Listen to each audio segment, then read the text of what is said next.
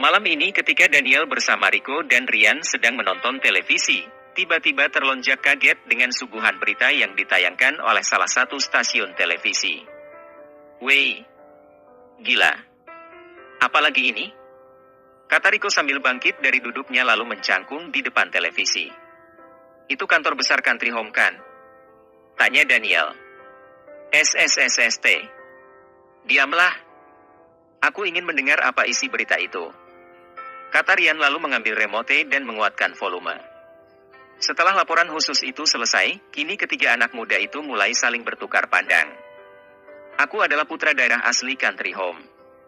Aku sama sekali tidak mengenal wajah-wajah itu," kata Rico. "Bagaimana menurut MU Rian?" tanya Daniel. Lama Rian termenung menganalisa setiap inci dari laporan khusus itu hingga dia menemukan celah. Berita ini terlalu mengada-ada. Sengaja ditambah-tambah. "Kau lihat para pendemo tadi? Mereka sama sekali tidak masuk. Mereka hanya berteriak di luar. Bagaimana mungkin mereka mengatakan bahwa para petinggi FOC telah melarikan diri ketika aksi unjuk rasa itu sedang berlangsung?" kata Rian. "Kau dengar baik-baik. Mereka juga mengatakan bahwa pihak perusahaan telah menyewa beberapa preman untuk membubarkan para demonstran. Di sisi lain mereka juga mengatakan bahwa aksi itu berlangsung dengan aman dan bubar dengan tertib. Ada fakta yang bertentangan antara satu pernyataan dengan pernyataan yang lainnya," kata Rian lagi. "Jadi kesimpulannya?" tanya Daniel. "Kesimpulannya adalah mereka sengaja dibayar untuk melakukan demonstrasi untuk menjatuhkan citra perusahaan di mata para investor, pemerintah setempat serta mitra bisnis di luar negeri. Jahat sekali mereka," kata Rian menjelaskan analisisnya terhadap berita yang baru saja disiarkan tadi. "Aku tidak mau tahu. Besok jika mereka datang lagi, aku pasti akan mengurung mereka semua." Tidak sulit bagi Rico mengorek daging dari mulut harimau. Apalagi hanya manusia-manusia yang dibayar.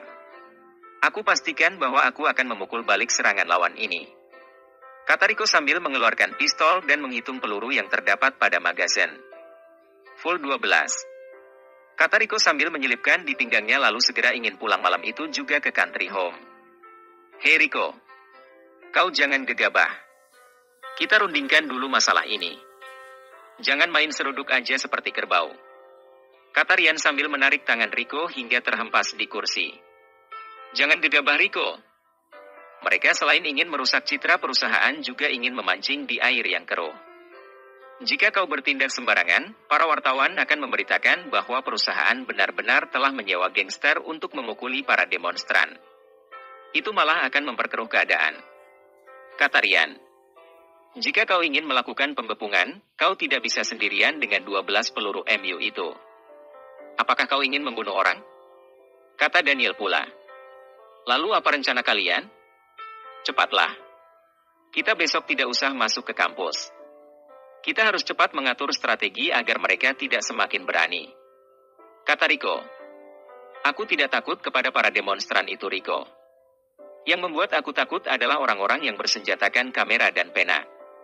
Dengan kamera dan mata pena mereka, jangankan hanya sebuah perusahaan. Sebuah negara pun bisa mereka buat saling serang. Begini Rico. Tebakanku adalah, mereka pasti tidak akan datang pagi-pagi.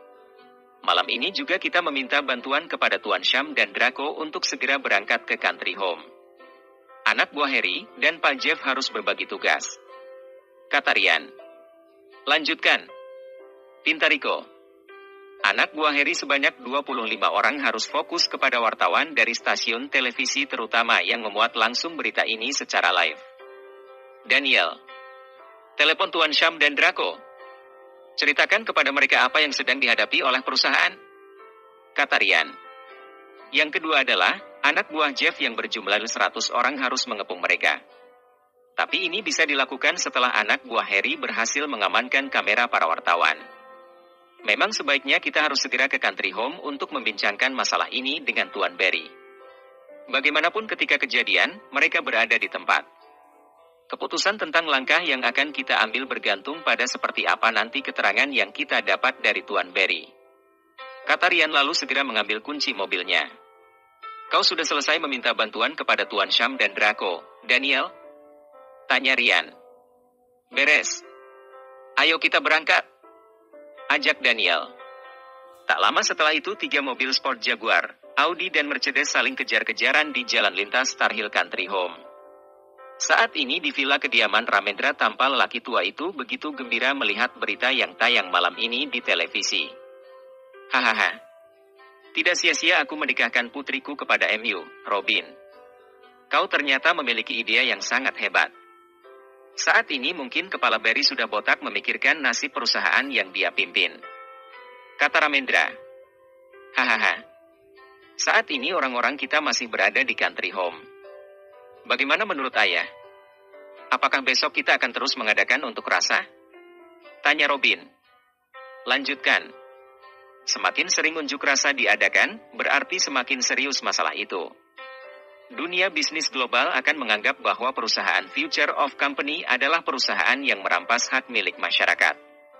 Para pemain di dunia bisnis akan beranggapan bahwa tidak ada gunanya untuk bekerja sama dengan perusahaan itu di masa yang akan datang.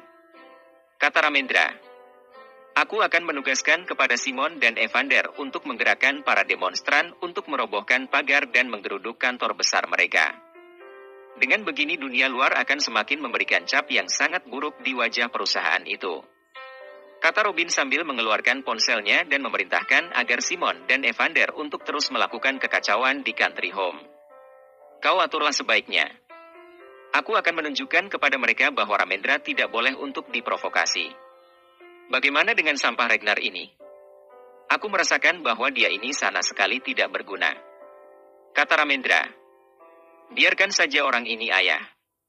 Kita akan menjadikannya sebagai mata anak panah yang akan melesat meninggalkan busurnya. Kita juga akan menggunakannya sebagai tunggangan, kata Robin. Apa yang bisa diharapkan dari lelaki bodoh itu? Tanya Ramendra. Lumayanlah. Setidaknya dia bisa disuruh untuk melakukan apa saja. Ayah hanya cukup menjadi dalang yang baik, kata Robin. Baiklah. Aku hanya ingin tahu satu kata, yaitu berhasil, kata Ramendra. Jangan khawatir, ayah. Tunggulah besok setelah rencana kita berjalan dengan baik, kata Robin. Bagaimanapun dia sangat optimis bahwa perusahaan Future of Company akan berantakan dengan isu-isu seperti ini tanpa dia sadari bahwa pihak lawan juga sedang mengatur rencana untuk membuat serangan balasan.